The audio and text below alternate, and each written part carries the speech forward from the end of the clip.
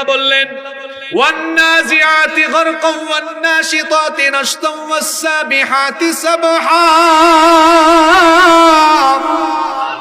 আল্লাহ তাআলা বললেন কসম সেই সকল ফেরেশতাদের যারা দ্রুত গতিতে সন্তরণ করে।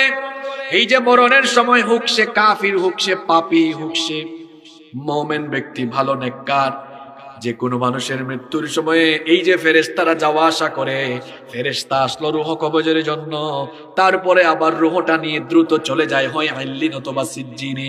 এই যে ফেরেশতাদের আসা যাওয়ায় আমাদের মানুষের মতো কি টাইম লাগে নাকি? কুমিল্লা থেকে নারায়ণগঞ্জে গেলে আমাদের কত সময় লাগে? গাড়ি দিয়ে গেলে 1.5-2 ঘন্টা সময় লাগে।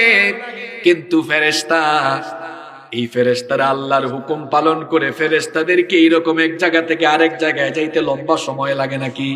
এজন্য আল্লাহ বলেছেন এই সকল ফেরেশতারা খুব দ্রুত গতিতে সন্তরণ করে।